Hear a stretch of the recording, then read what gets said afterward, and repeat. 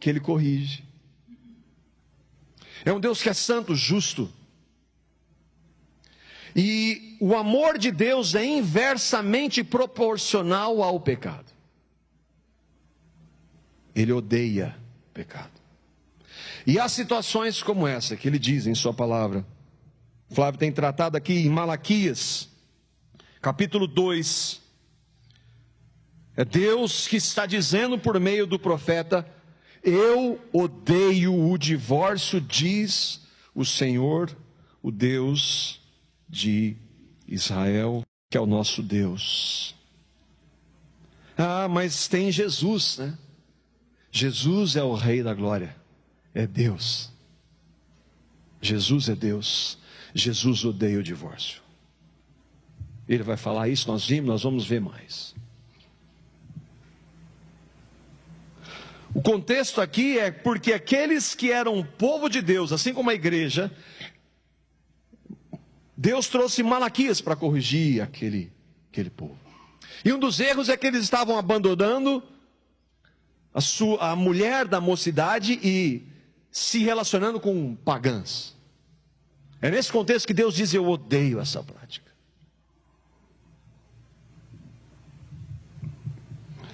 Mas por que Deus odeia? Por que Deus odeia? Qual a razão de Deus odiar o divórcio?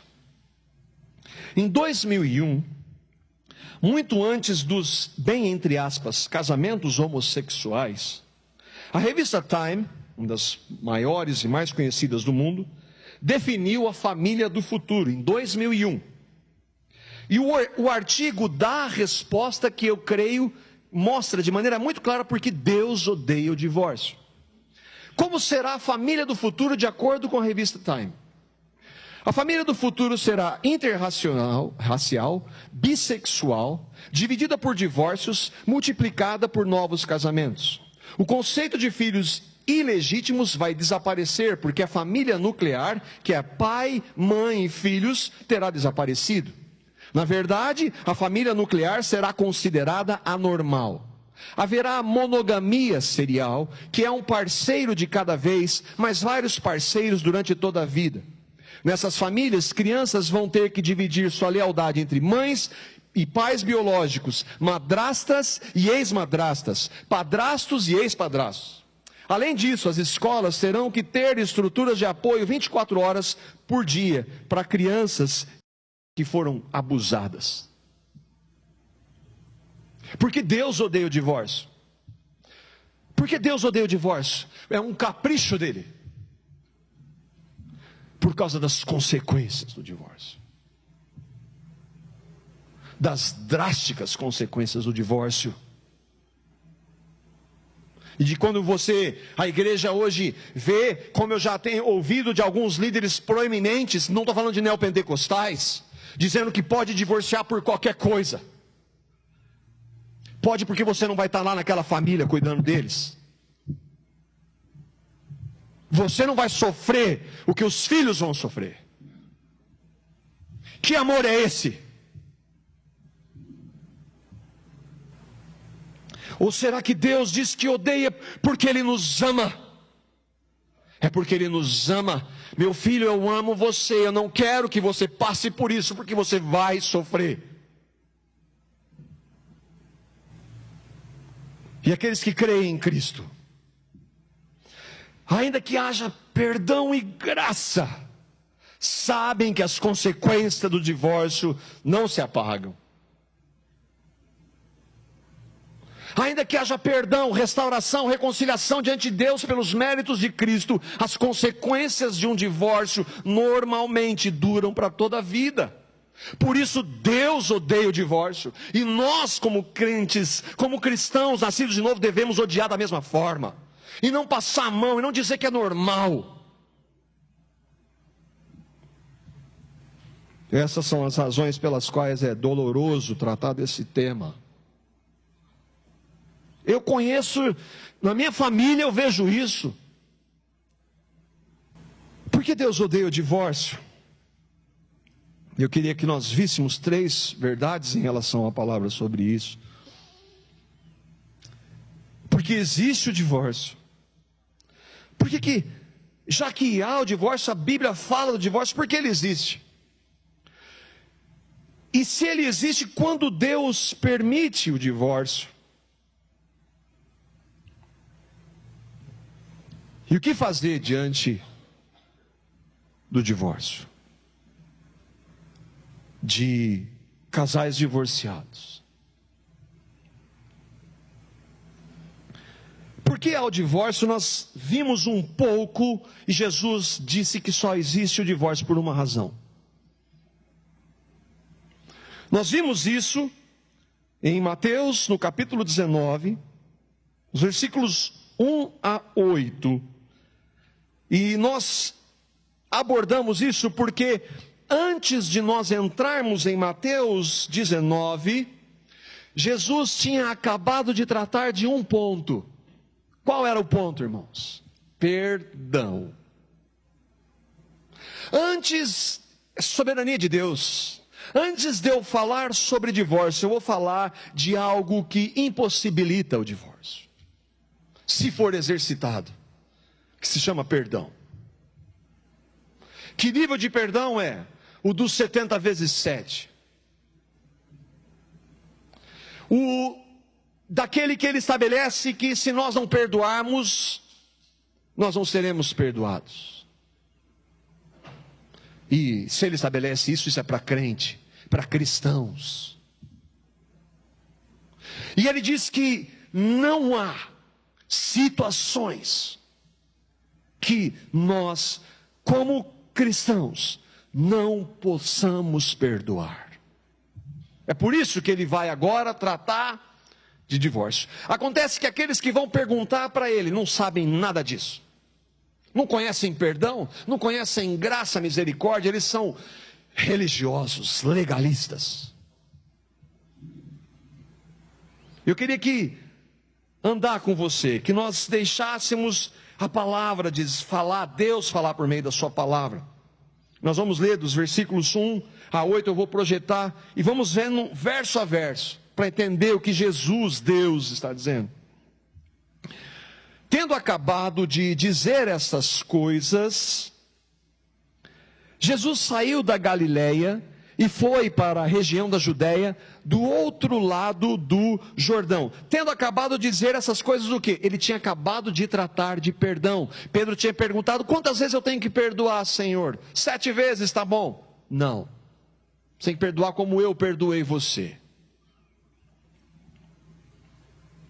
Então ele acabou de falar de perdão. Ele acabou de usar da parábola daquele rei que, aliás, daquele que devia muito, mas muito, mas muito. E ele pede perdão e é perdoado da sua dívida impagável. Mas ele vai e aquele que devia uma pequena dívida, ele cobra. Jesus está falando para nós ali. Fala: se eu perdoei você, se eu levei a sua natureza de pecado no meu corpo santo, sem nunca ter cometido um pecado na cruz, não há nada que você não possa perdoar.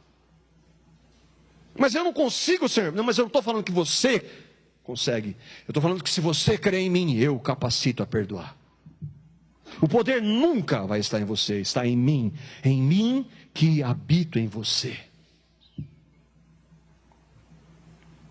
Grandes multidões, versículo 2, o seguiam e ele as curou ali. Alguns fariseus aproximaram-se dele para pô-lo à prova. Fariseus eram a pior espécie de religiosos. E eles perguntaram: é permitido ao homem divorciar-se de sua mulher por qualquer motivo? Fariseus eram legalistas e eles têm um rótulo que Jesus os chama: vocês são hipócritas. Por fora vocês são muito belos, mas vocês não fazem nada do que vocês dizem que fazem. Vocês são aqueles que pegam uma mulher para apedrejá-la, mas não trazem o homem que também deveria ser apedrejado.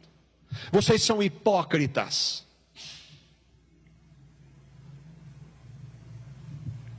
E são eles que não querem saber Eles não estão interessados em saber a verdade, eles querem testar Jesus.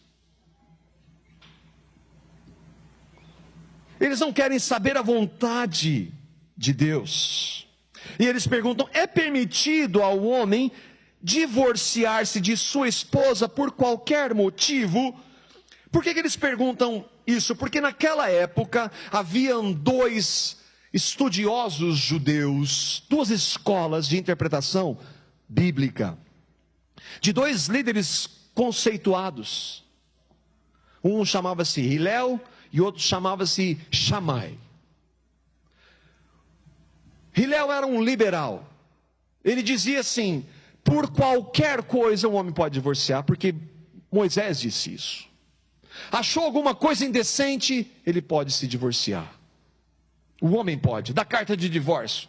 Se a mulher não conceder tudo aquilo, ou errar em algum ponto, ele tem esse direito. A hora que ele enjoar, ele pode fazer isso. Shammai diz não. O que Moisés diz é por coisa indecente, isso está atrelado à imoralidade sexual, a adultério, sem arrependimento. Eles fazem essa pergunta porque eles querem saber. Agora eu quero ver como Jesus vai se sair dessa. Eles não estão interessados. Jesus vai responder. Jesus respondeu: vocês não leram que no princípio o Criador os fez homem e mulher? Jesus não está interessado no que a escola de quem quer que seja diga. Ele está dizendo que casamento é igual quando eu criei o homem e a mulher. Por isso que nós vimos no início, no primeiro estudo, que o ideal de Deus é daquele jeito, antes da entrada do pecado, e que em Cristo é possível. Por isso que ouvindo esses irmãos, lendo esses irmãos que creem no Senhor, eles vão todos trabalhar a base, que é Cristo, e um casamento em Cristo é possível. Agora, se você está preocupado em lei, se você está preocupado em você, então você vai querer alguma saída para fazer o que você quer, não o que Jesus quer.